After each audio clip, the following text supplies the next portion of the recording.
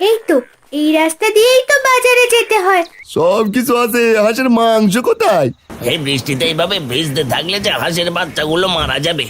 আমি তাহলে হাঁসের মাংস রান্না করতে গেলাম। কি ও দাদা, হাঁসের মাংস কেমন হয়েছে? মেয়েটা সেই গেছে বাজারের দিকে, কোনো বিপদ হলো না তো?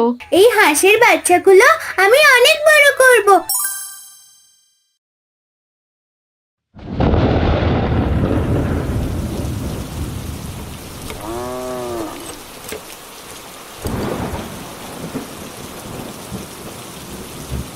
সকাল থেকে একটানা বৃষ্টি পড়েই চলেছে, মাঠে যাব কি করে কিছুই তো বুঝতে পারছি না। এইভাবে বৃষ্টি আসলে যে ফসলের মাঠ সব জলে ডুবে যাবে।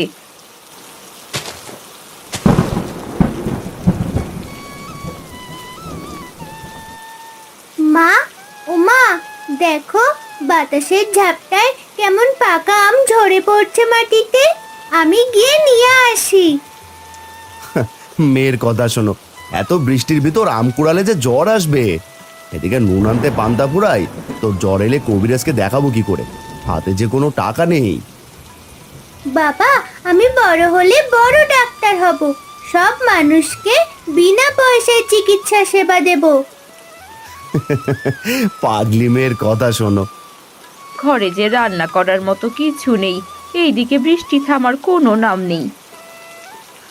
আর একটু অপেক্ষা করে দেখি, যদি বৃষ্টিটা একটু কমে তাহলে বের হয়ে পড়বো।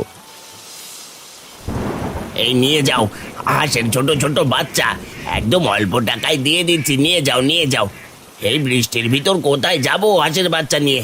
আর বৃষ্টির কারণে আমার ডাক তো কেউ শুনতেও পাচ্ছে না। এই বৃষ্টিতে এইভাবে ভিজতে থাকলে যে হাঁসের বাচ্চাগুলো মারা যাবে। কি করি এখন? হাঁসের বাচ্চাগুলো নিয়ে আসাটাই বোকামি হয়েছে। তাড়াতাড়ি পা চালাই, কোনো নিরাপদ স্থানে তাড়াতাড়ি যেতে হবে।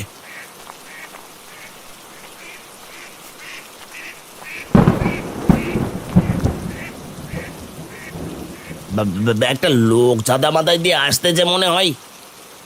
এই যে মশাই, কে তুমি? তোমাকে তো এই গায়ে আগে দেখিনি। এই ঝড় জলে মাথায় হাঁসের বাচ্চা নিয়ে চললে কোথায়? এই বাচ্চাগুলো তো সব ভিজে মরবে। আর দাদা, ঘরে আমার অনেক অভাব অনটন, তাই হাঁসের বাচ্চা বিক্রি করার জন্য নিয়ে এসেছি। কিন্তু আজ এত ঝড় বৃষ্টি, কোনো খদ্দের পাচ্ছি না। বাবাকে কি আপনার বাড়িতে একটু আশ্রয় দেওয়া যাবে? আশ্রয় তো দেওয়া যাবে, কিন্তু তার বিনিময়ে আমি কি পাবো? আর দাদা, আমি গরিব মানুষ, আর দেওয়ার মতো কিছু নেই। একটা হাঁসের বাচ্চা আমি আপনাকে দিতে পারি। কথা শুনলে গা জ্বলে যায়। একটা হাঁসের বাচ্চা নিয়ে আমি কি করবো? তোমার হাঁসের বাচ্চা ঝুড়িটা আমার লাগবে। সে কি কথা দাদা, একটু আশ্রয়ের বিনিময়ে সবগুলো হাঁসের বাচ্চা লাগবে?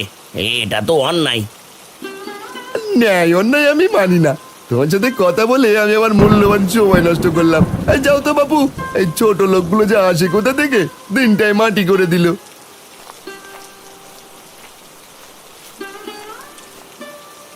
এই যাত্রায় বুঝে আর হাঁসের বাচ্চাগুলোকে বাঁচাতে পারবো না। হাল ছেড়ে দিলে চলবে না। এই হাঁসগুলোই যে আমার সম্বল। হাঁসগুলো মারা গেলে যে আমি পথে বসবো। আর দেখি সামনে যদি কোনো বাড়ি পাই।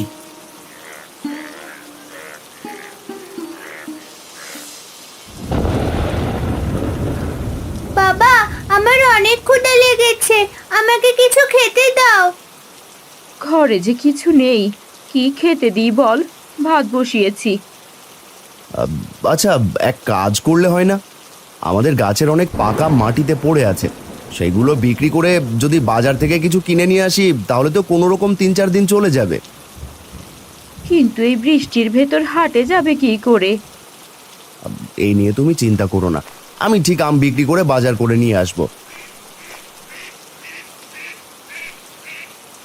দয়া করে আমাকে একটু সাহায্য করুন, আমি যে বিপদে পড়েছি। কেউ আমাকে একটু আশ্রয় দিন।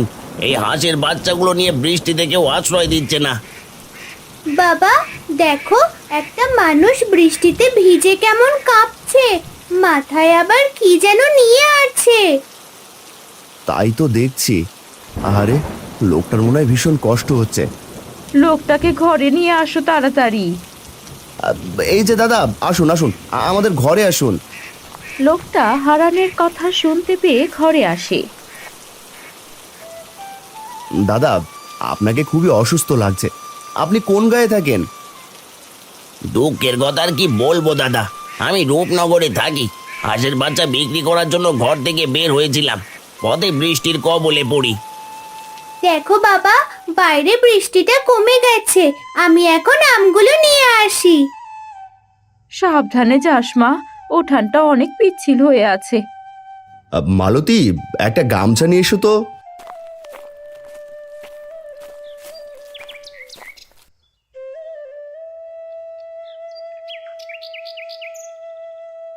এই নাও গামছা। দাদা, শরীরটা ভালো করে মুছে নিন, ঠান্ডা লাগবে যে। আপনাদের যে কি বলে ধন্যবাদ দেব, আপনারা আমার অনেক বড় উপকার করলেন। আপনারা না থাকলে কি যে হয়ে যেত। মানুষ হয়ে মানুষের পাশে থাকায় তো মানুষের দায়িত্ব। আজকের যুগে সেই দায়িত্বটাই কয়জন পালন করে। বাবা দেখো, কত আম কুড়িয়েছি। মালতী, আমগুলো তাড়াতাড়ি ঝুড়িতে সাজিয়ে দাও, আমি হাটে বিক্রি করতে যাব। আর তাহলে দাদা, আমিও আপনার সাথে যাই। অনেকক্ষণ তো হলো, বৃষ্টিও কমে গেছে। সে কথা বললে হবে? আপনি আমাদের অতিথি, আপনাকে কিছু না খেতে দিতে পারলে যে নিজেকে অপরাধী মনে হবে। আপনি ঘরে বিশ্রাম করুন, আমি বাজার থেকে ঘুরে আসি। আর ঠিক আছে, আপনি যেহেতু এত করে বলছেন, আর কিছু সময় না হয় থেকেই যাই। শরীরটাও বড্ড ক্লান্ত লাগছে, আপনি একটু বিশ্রাম করি।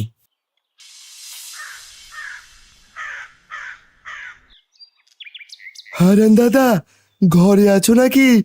আমার যে সর্বনাশ হয়ে গেল, আমাকে বাঁচাও। কি হয়েছে রে মহেশ? আমার পূর্বের জমিতে জল প্রবেশ করেছে। জল জমি থেকে বের করতে না পারলে সব ফসল জলে নষ্ট হয়ে যাবে। দয়া করে আমাকে সাহায্য করো। সেটা তো খুবই চিন্তার বিষয়। আমাদের ঘরে অতিথি এসেছে, আমাকে যে বাজার আম বিক্রি করতে যেতেই হবে। ঘরে যে রান্না করার মতো কিছুই নেই। দোহাই তোমার, তাড়াতাড়ি চলো, জমিটা ছাড়া যেমন আর কিছুই নেই। জমির ফসল যদি নষ্ট হয়, আমি যে পথে বসে যাব। ঠিক আছে, চল দেখি কি করা যায়। আর তুই এত ভেঙে পড়িস না।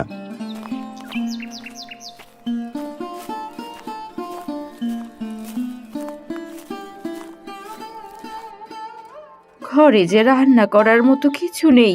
তোর বাবাও চলে গেল মাঠে, এখন লোকটাকে কি খেতে দেই? মা, তুমি কোনো চিন্তা করো না, আমি বাজারে আম বিক্রি করে বাজার করে নিয়ে আসছি। ছোট একটা মেয়ে, তুই কি পারবি আমের ঝুড়ি মাথায় নিতে? ঠিক পারবো, তুমি আমের ঝুড়ি মাথায় তুলে দাও। তিন্নি আমের ঝুড়ি নিয়ে বাজারের দিকে চলল। হে বিধাতা, তিন্নি যেন ঠিকঠাক ভাবে বাজারে পৌঁছাতে পারে।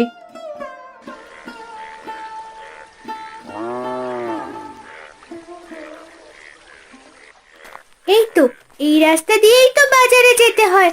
বাবার সাথে তো এই রাস্তা দিয়েই গিয়েছিলাম। তাড়াতাড়ি যেতে হবে, না হলে যে হাট শেষ হয়ে যাবে। কেউ যদি রাস্তাতে আমার আম কিনতো, তাহলে তো আমের ঝুড়ি নিয়ে আর বাজারেই যেতে হতো না। পাকা পাকা আম নিয়ে যাও, গাছ পাকা মিষ্টি আম একেবারে অল্প টাকায় দিয়ে দিচ্ছি, নিয়ে যাও নিয়ে যাও। সকালে বড় লোকসান হয়ে গেল। বেটার হাঁসগুলো হাতাতে পারলাম না। আমিও গুছিয়ে কথা বলতে পারি না। বেটাকে যদি কোনো রকম ঘরে নিয়ে আসতে পারতাম, তাহলে সব হাঁস কেড়ে নিতাম। বড় ভুল হয়ে গেল। পাকা পাকা মিষ্টি আম লাগলে নিয়ে যাও, একেবারে কম টাকায় দিয়ে দিচ্ছি। এই মেয়ে, এইদিকে আসো। কাকা, আমাকে ডাকলেন? হ্যাঁ হ্যাঁ, তোমাকে ডাকলাম। এই আমগুলো দেখে তো বেশ গাছ পাকা মনে হচ্ছে। তোমার আমগুলো আমায় দাও। আম বিক্রি করে আমি বাজারে যাব। আমাদের বাড়িতে যে অতিথি এসেছে কাকু। হাসালি, তুই একদম হাসিয়ে মারলি। আমি এত ধনী, আমার ঘরে মাছ মাংস ভালো খাবার সব সময় থাকে, আর তারপরেও আমি কাউকে কিছু দিই না। কত হিসেব নিকেশ করে চলি।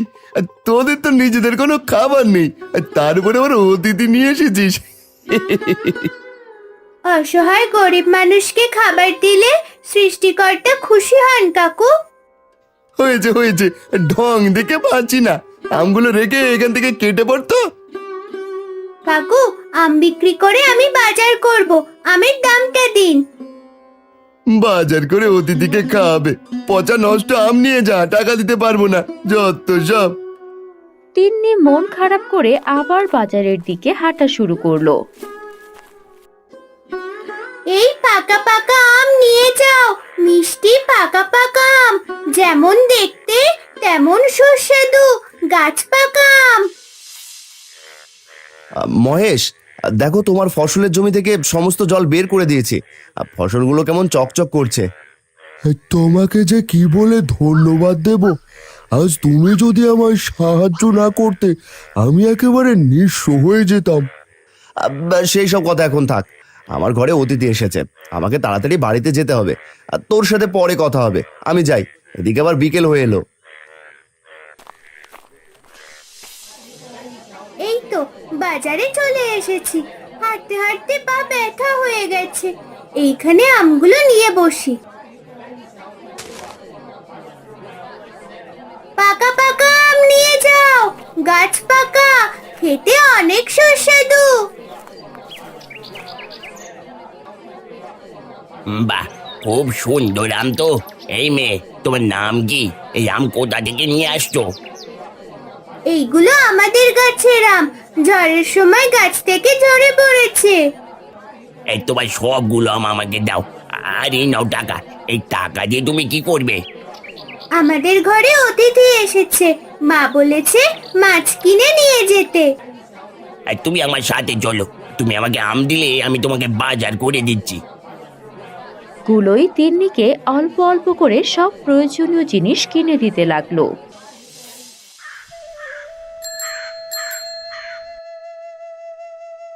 জানি না মালতী মেয়েটাকে নিয়ে কি করছে।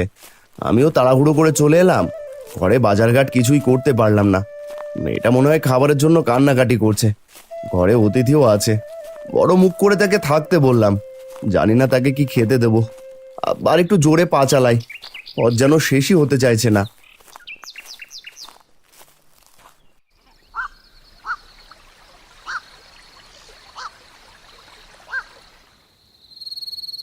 মেয়েটা সেই গেছে বাজারের দিকে, কোনো বিপদ হলো না তো?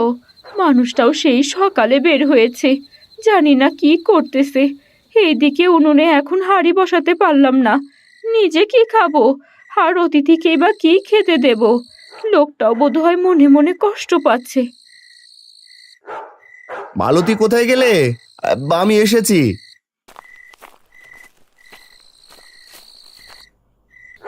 কি গো, এত দেরি হলো? ঘরে যে কিছু নেই সেটা তো তুমি ভালো করে জানো। এদিকে অতিথিকে ওই ঘরে বসতে দিয়েছি। আমাকে এখনই বাজারে যেতে হবে, ব্যাগটা দাও তো। এখন বাজারে গিয়ে কি হবে? এখন তো বাজার শেষ হয়ে গেছে এই সন্ধ্যাবেলায়। তিন্নিমা কই? আর বলো না, তুমি যাওয়ার পর আমের হাড়ি নিয়ে সে বাজারে বিক্রি করতে গেছে বাজার করবে বলে। কি বলছো মালতী? এইটুকু মেয়েকে তুমি একা একা বাজারে যেতে দিলে? এইদিকে সন্ধে হয়ে এসেছে। হায় বিধাতা, হে তুমি কোন পরীক্ষায় ফেললে? বাবা, আমি ঝুড়ি ভর্তি করে বাজার নিয়ে চলে এসেছি, মাছ ডাল সবজি সব কিছু আছে। দেখো গো দেখো, মেয়ে আমার ঠিকই বাজার করে চলে এসেছে। মারে, তোকে আমি খুব কষ্ট দিয়ে ফেললাম তাই না রে? না গো বাবা, আমার কোনো কষ্ট হয়নি। বাজারে এক কাকু আমার আমগুলো কিনে সব বাজার করে দিলেন আর এগিয়েও দিয়ে গেলেন। তুই কত ভালো রে মা। মালতী, তাড়াতাড়ি উনুনে সবকিছু বসিয়ে দাও, আমি অতিথির সাথে একটু কথা বলি।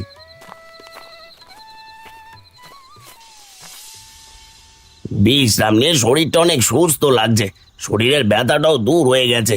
মানুষগুলো অনেক ভালো।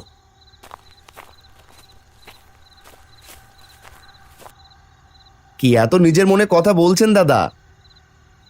আপনি এসেছেন? আপনার কাজ শেষ হয়েছে? এদিকে সন্ধে হয়ে এসেছে, এবার জামাই ফিরতে হবে। সব কাজ শেষ হয়েছে, গিন্নি রান্না বসিয়েছে, আর একটু অপেক্ষা করলেই হয়ে যাবে। আর তোমার মেয়েটাকে যে দেখতে পারছি না, ওই ডাকো তাকে, তার সাথে একটু কথা বলি। তিন্নি রান্নাঘরে তার মাকে সাহায্য করছে। ও ভালো মেয়ে তোমার। আমার বাড়ির পাশের গায়ে সময় পেলে একবার মেয়েকে নিয়ে ঘুরে এসো দাদা। কাজের চাপে কোথাও যাওয়া হয় না, সময় পেলে ঠিক যাব। দেখি রান্না কত দূর। আমার জন্য এত কষ্ট করার কি দরকার ছিল? সে কথা বললে হবে দাদা? বর্ষার এই মৃদু ঠান্ডা পরিবেশে হারিকেনের আলোয় সকলেই খেতে বসে। এত খাবার কি দরকার ছিল করার? এত খাবার কোথায়? আপনি আমাদের অতিথি, আপনাকে ঠিকঠাকভাবে খাওয়াতে না পারলে যে নিজেকে অপরাধী মনে হবে। কোথাও একটু শান্তি পাচ্ছি না, সবখানে শুধু লোকসান আর লোকসান। জীবনে ঘেন্না ধরে গেল একেবারে। বৃষ্টিতে অনেক ফসল নষ্ট হলো, হাঁসের বাচ্চাগুলো হাতাতে পারলাম না, আমগুলো হাতাতে পারলাম না। আমাকে আরো কঠিন হতে হবে, এবার থেকে চুরি করাতে হবে। নিজে তো আর করতে পারবো না, কালুকে ভাড়া করতে হবে।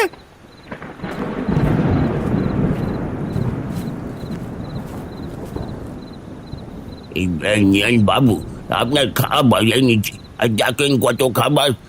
এটা হলো রুই মাছের কালিয়া, আর এটা হলো কচি পাতার লাট, আর এটা হলো নদীর ইলিশ, আর সব কিছু আছে। এবার পাত পেরে খেয়ে নেন দেখি। সব কিছু আছে, হাঁসের মাংস কোথায়? এইসব খাবারে কোনো স্বাদ পাচ্ছি না, হাঁসের মাংস নিয়ে আয়। এখন অবেলায় হাঁস কোথায় পাবো? আমি কোনো কথা শুনতে চাই না, আমি হাঁসের মাংস দিয়েই ভাত খাবো। এই তো যেখান থেকে পারিস জোগাড় কর, যা। আজকে সব দিয়ে কোনো রকমের চালিয়ে নেন বাবু, আমি দেখছি কি করা যায়। এই বেটার এখানে কাজ করেও শান্তি নেই। অনেক তৃপ্তির সাথে খেলাম, দেওয়ার মতো আমার কাছে কিছু নেই। এই দুটো হাঁসের বাচ্চা তিন্নিমাকে দিলাম, আমি এবার আসি। আশীর্বাদ করি তোমরা অনেক বড় হও। কি মজা, কি মজা! এই হাঁসের বাচ্চাগুলো আমি অনেক বড় করব, এইগুলো থেকে অনেক বাচ্চা হবে। এভাবেই দিন কাটতে থাকে। প্রতিদিন তিন্নি হাঁসের বাচ্চাগুলোকে পুকুরে নিয়ে যায়, তাদের সাথে সময় কাটায়। দেখতে দেখতে হাঁসের বাচ্চাগুলো বড় হয়ে ওঠে। দুইটা হাঁসের বাচ্চা থেকে ধীরে ধীরে অনেক হাঁসের মালিক হয়ে ওঠে।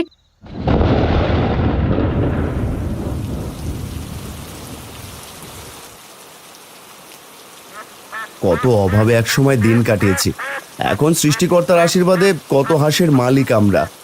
ঠিকই বলেছ, তুমি আর তিন্নিও কিন্তু কম পরিশ্রম করনি, এদেরকে কতভাবে যত্ন নিয়েছো। ভাবছি যে দাদা আমাদের দুটো হাঁস দিয়েছিল তার বাড়িতে একবার যাব, জানি না কেমন আছেন উনি। যাওয়াটা দরকার। উনি দুটো হাঁস দিয়েছিল বলেই এতগুলো হাঁস আজ। দেখো গো, বৃষ্টির জল পেয়ে হাঁসগুলো কেমন খেলা করছে। টানা বৃষ্টির কারণে অনেকে ঘরবন্দি জীবন কাটাচ্ছে, তাদের পাশে আমাদের দাঁড়ানো দরকার। বিপদের দিনে মানুষের পাশে দাঁড়ানো তো মানুষের দায়িত্ব। এক কাজ করলে হয় না? এখন তো আমাদের কাছে অনেক টাকা, গরিব অসহায় মানুষদের কি হাঁসের মাংস দিয়ে ভাত খাওয়ানো যায় না? সত্যি বলতে এই কথাটা শুনে আমার খুব ভালো লাগলো। আমি তাহলে হাঁসের মাংস রান্না করতে গেলাম, তুমি পাড়া প্রতিবেশীকে খবর দিয়ে নিয়ে এসো। আর তিন্নিমা, তুমি ছাতা মাথায় দিয়ে পূর্ব দিকে যাও, আমি উত্তরের দিকে যাচ্ছি। ঠিক আছে বাবা। দেখতে দেখতে সব শেষ হয়ে গেল গো। ভালো খাবার তো দূরের কথা, ভাতই জুটছে না। কত চেষ্টা করেছি হারানের ক্ষতি করতে, তাদের হাঁস চুরি করার জন্য আমার কত বুদ্ধি করেছি, কোনো কিছুই হলো না। উল্টে আমার সব চুরি হয়ে গেল। এদিকে কালু চোরটাও গ্রাম ছেড়েছে। আমার খুব শিক্ষা হয়েছে, এখন ধুকে ধুকে মরা ছাড়ার কোনো উপায় নেই। এইটাই আমার পাপের শাস্তি। সারা জীবন এত লোভ আর অন্যের ক্ষতি ছাড়া তো ভালো কিছুই দেখিনি। এখন বুঝে দেখেন কেমন লাগে। আমিও আজ কাজ করবো না এনার। কাকু, ঘরে আছেন? কারো গলা পেলাম মনে হয়। এই বৃষ্টির ভিতর আবার কে এলো? যাই তো গিয়ে দেখি। কাকু, আমাদের সাথে চলুন আমার বাড়িতে। আপনাদের সকলের জন্য হাঁসের মাংস রান্না করা হয়েছে। কি বলিস? যাদের ক্ষতি করতে চেষ্টা করেছিলাম, বিপদের দিনে তারাই আমার পাশে এসে দাঁড়িয়েছে। আমি অবশ্যই যাবো মা।